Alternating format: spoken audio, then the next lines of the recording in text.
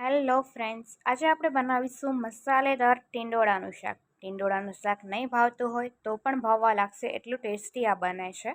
એના માટે આપણે આ પ્રકારના મીડિયમ થીક ટીંડોળા લેવાના છે. તેના બંને બાજુના ડંઠલ કાઢી આપણે તેને 4 ભાગમાં આ રીતનું કટ કરી દેવાનું છે.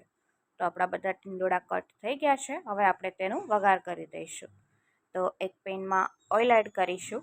ઓઇલને ગરમ થયા બાદ આપણે તેમાં રાઈ, જીરું, હિંગ, કડી પત્તા, આદુ લસણ મરચાંની પેસ્ટ, ટીંડોળા, તેમાં નમક અને હલ્દી એડ કરી તેને મિક્સ કરી દઈશું અને લગભગ 10થી 15 મિનિટ જેવા આપણે ઢાંકીને ટીંડોળાને કૂક થવા દઈશું.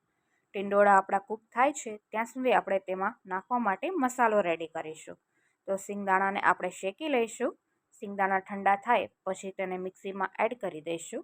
તેમાં વ્હાઈટ તલ, પાપડી ગાંઠિયા અને ટોપરાનું ખમણ એડ કરી તેને આ રીતે પલ્સ પર ફેરવતા જઈ આપણે ક્રશ કરી દઈશું. યાદ રાખવાનું છે, બહુ ફાઇન ક્રશ નથી કરવાનું આપણે. તો આ રીતનો આપણો મસાલો ક્રશ થઈ ગયો છે.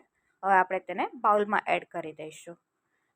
આપણે મસાલો આ રીતે બાઉલમાં એડ કરી તેમાં આપણે 2 ચમચી ખાંડ નાખવાની છે, 1 લીંબુનો રસ, 2 ચમચી લાલ મરચું, 2 ચમચી ધાણા જીરું પાવડર, 1 ચમચી પીસેલો દાણો નાખી બરાબર આ રીતે મિક્સ કરી દઈશું. બરાબર આપણે મસાલો મિક્સ કરવાનો છે અને પછી આપણે જોઈ લઈશું કે આપણા ટીંડોળા કૂક થયા છે કે નહીં. તો ઓલમોસ્ટ આપણા ટીંડોળા કૂક થઈ ગયા છે બરાબર.